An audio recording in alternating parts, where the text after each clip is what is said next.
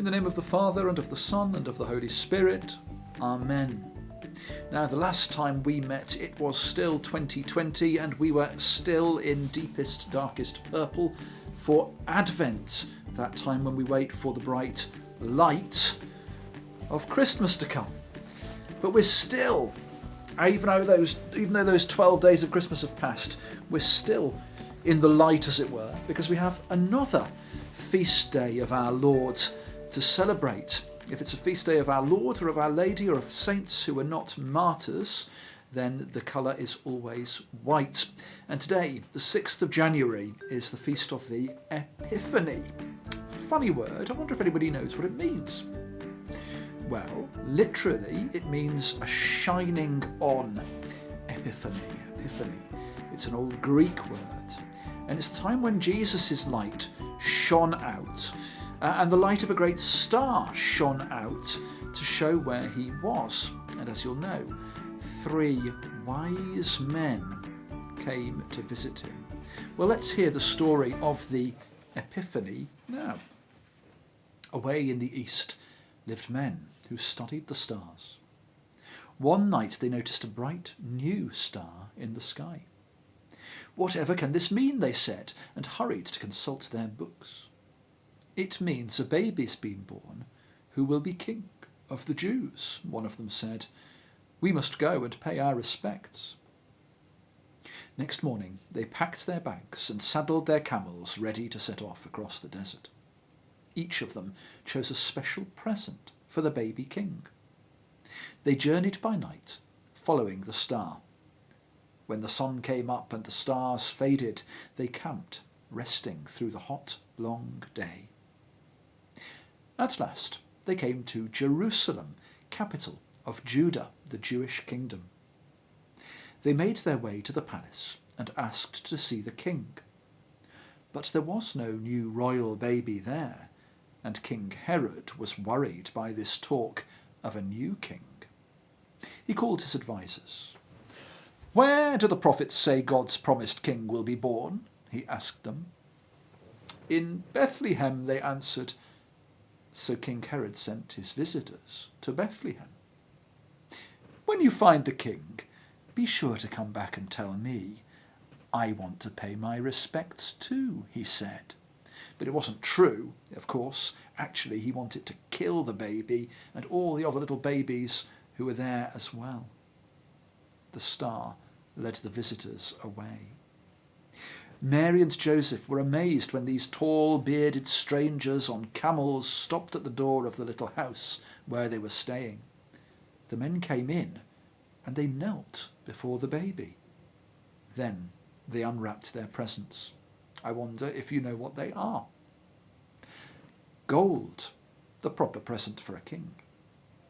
Frankincense, incense burnt in the temple to make a sweet smell before God. And myrrh, the sweet-smelling ointment, the special blessed oil used at funerals for rubbing on the bodies. When she saw this last gift, Mary shivered and hugged her baby close. What could it mean? The visitors did not report to King Herod. God warned them in a dream, and they went home another way. Then God told Joseph he must leave Bethlehem. King Herod would be looking for the baby to kill him. So the little family, with the donkey to carry their things, set out once again. This time they went further south, across the border into Egypt. When King Herod realized the visitors had tricked him, he was beside himself with rage. "Go to Bethlehem," he ordered his soldiers, "and kill every baby boy under 2. They did as he said. But the baby Herod wanted had gone. Mary and Joseph and Jesus stayed in Egypt until King Herod died. Then they went home to the carpenter's shop in Nazareth. What dark and difficult times they lived in around the time Jesus was born. How hard it must have been for Mary and Joseph, having nowhere to go and finding just that stable, that cave behind the inn.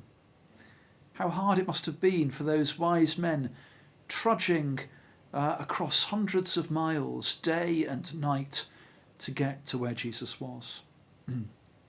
How horrible for Jesus and all the other Jewish people like him who were living under fear of the Roman soldiers who ruled their homeland and had put the nasty King Herod there to boss them about. How horrible for all the mothers and fathers whose little children would be killed by Herod and by his soldiers.